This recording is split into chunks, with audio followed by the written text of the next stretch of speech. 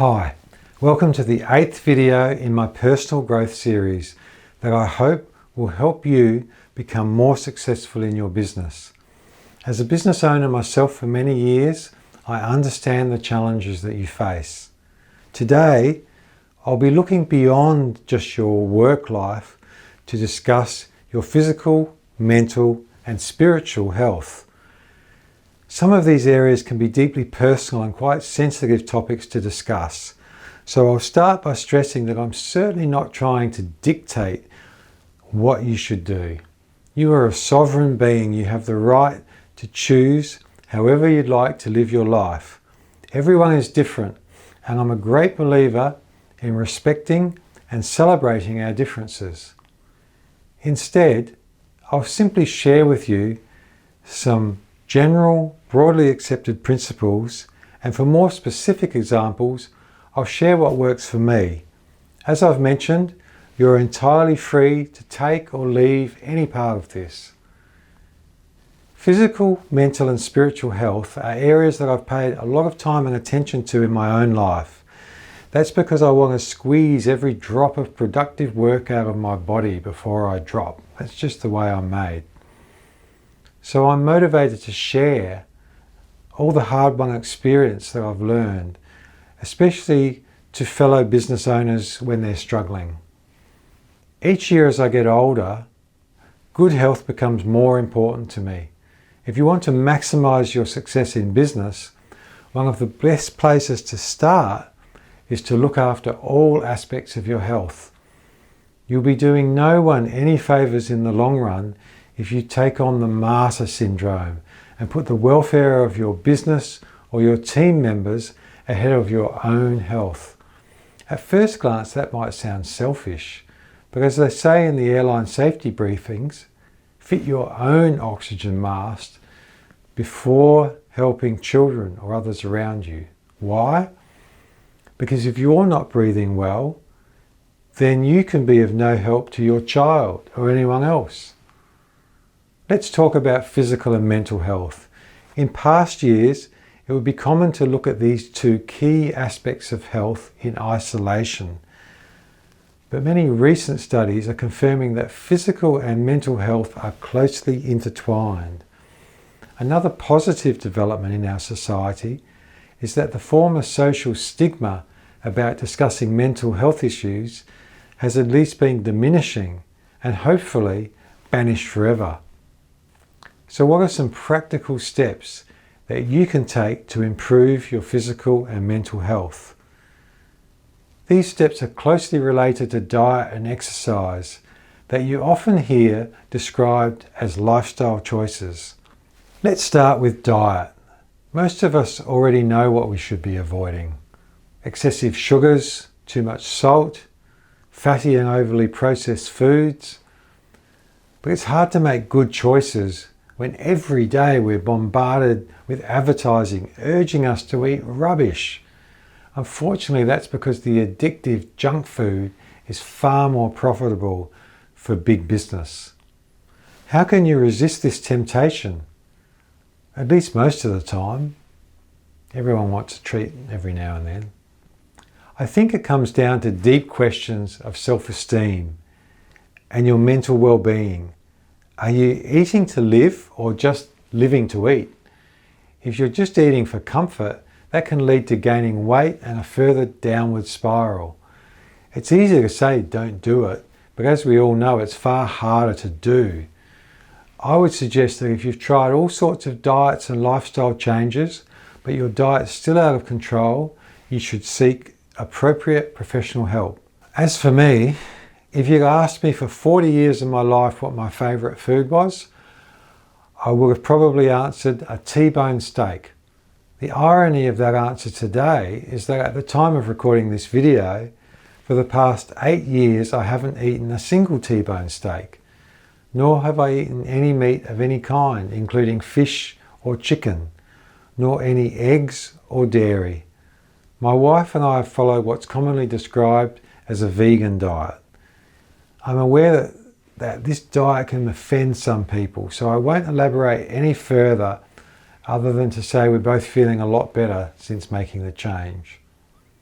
Even if you don't go that far down the dietary road, you can improve your health by eating foods that are grown organically and have as little processing as possible. One strategy I've adopted kills 3 birds with 1 stone. An ironic expression for a vegan to use, I know. But that's been to build an organic fruit and veggie garden in our backyard. Firstly, I get exercise preparing, planting and weeding the garden.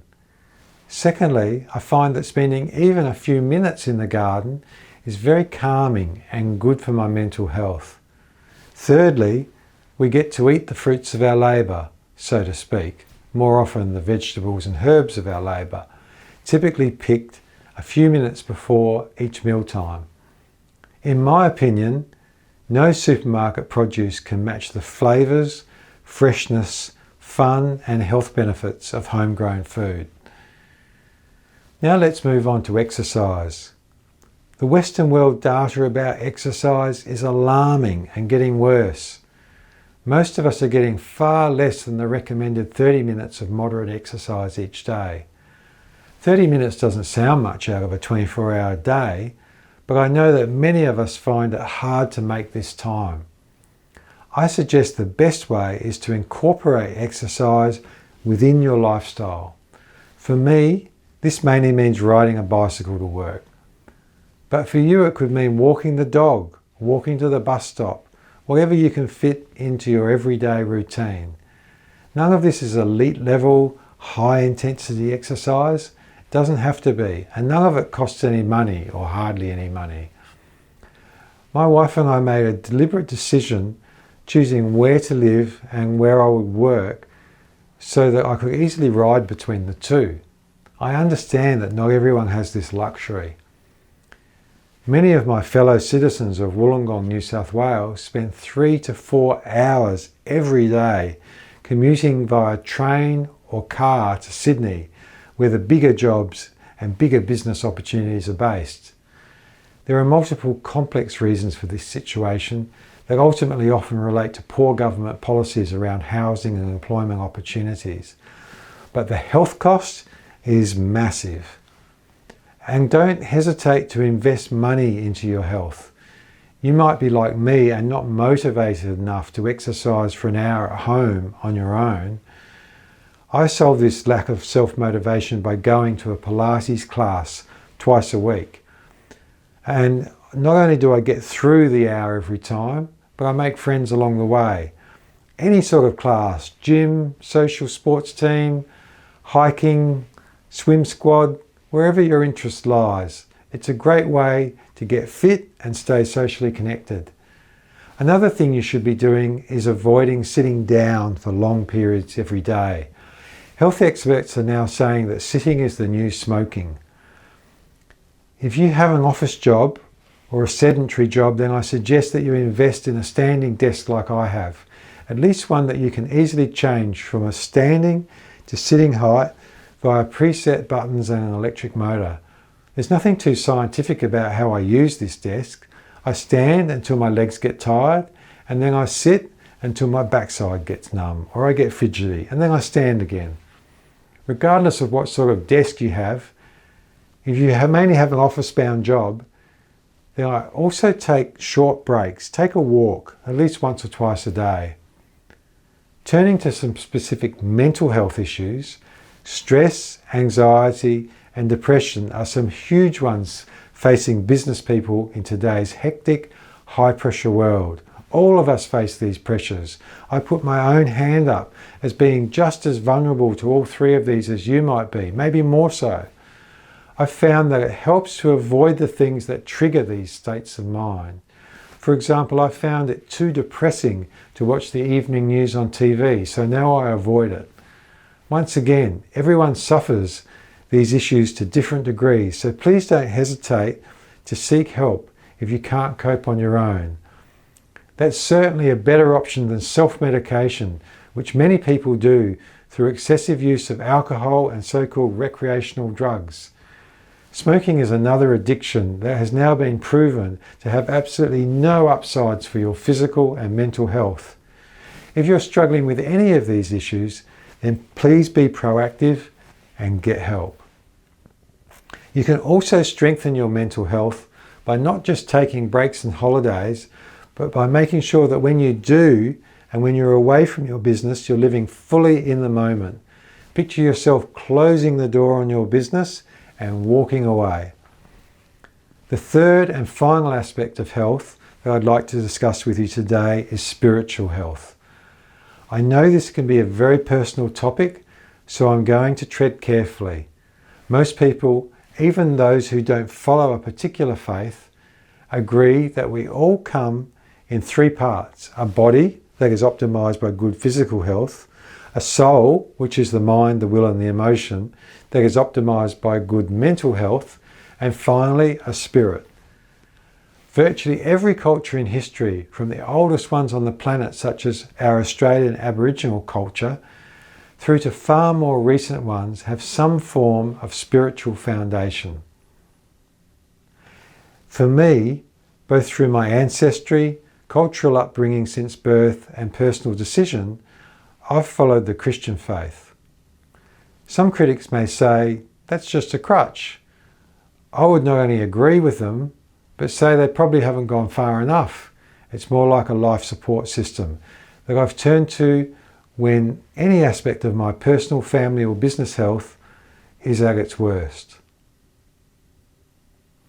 As I've already mentioned, this is a very personal decision. Everyone is on their own journey. I think that our society as a whole would become far more healthy if we learned how to respect everyone's differences and lived with more true harmony and goodwill. That leads into the topic of my next video that will cover taking collective action, particularly in the context of your business and professional life. If you'd like to get my future videos as soon as they're posted, then please subscribe to my series. If you've benefited from this video, then please write a review and like this video on the screen below. Please contact me if you would like a free 1 hour, one-on-one business coaching session. I believe that with passion, consistent effort and wise advice, you can succeed in your business. I wish you all the best, and I'll see you next time.